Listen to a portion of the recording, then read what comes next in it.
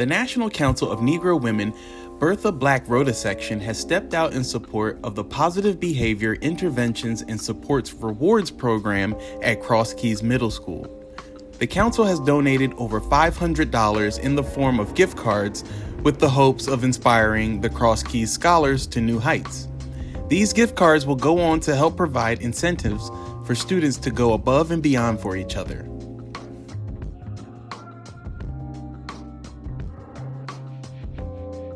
This season, Greenscape created an initiative in partnership with Bermuda Elementary School and the YWCA Head Start program to distribute over 750 winter gardening kits to families across the St. Louis area.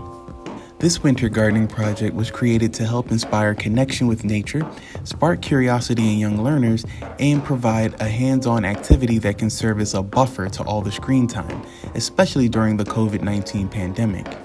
These kits are currently being distributed all over the St. Louis area in hopes that they will bring some joy into people's lives over the winter months. This school year, Mallinckrodt has given over $40,000 to Halls Ferry Intermediate School. The money has been used to purchase coats, food, school supplies, and construct the Believe Center, a room specifically for students to relax and fall in love with reading. The project's vision is to ensure that all children become confident and competent readers by the end of third grade, focusing especially on books written by Black authors or for Black children's audiences.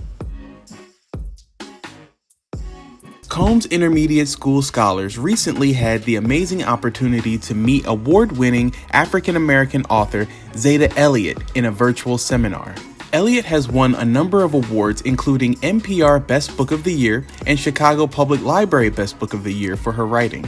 Most recently, she was awarded the 2021 Caldecott Honor for her book, A Place Inside of Me, a poem to heal the heart.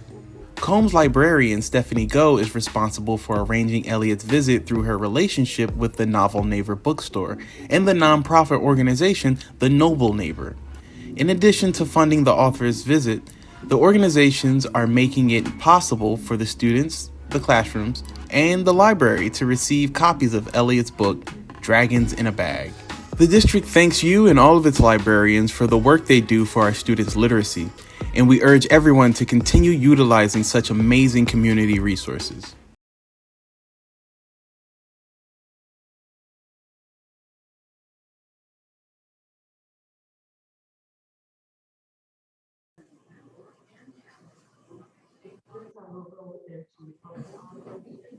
The board allocates this portion of the meeting to allow the stakeholders the opportunity to comment on both agenda items and non-agenda items.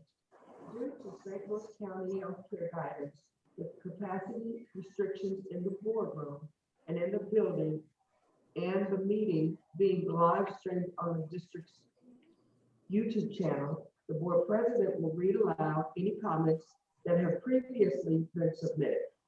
In keeping with the district policy 4054, 4059, the personnel law, and any person submitting a comment should refrain from making negative comments that are personally identifiable.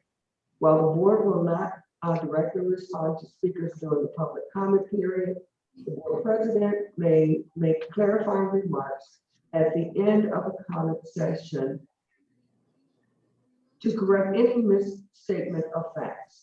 Responses to public comments can be found in the meeting and agenda section of the district website within 14 days of the meeting. We have one letter that was submitted that reads, public comment, March 10th, 2021. Christina Kernut is parent. First of all, thank you all for your deliberation over students and staff returning to in-person learning. It was definitely not an easy decision with so many factors to think about. I appreciate that you thought of students and staff and continue to do so.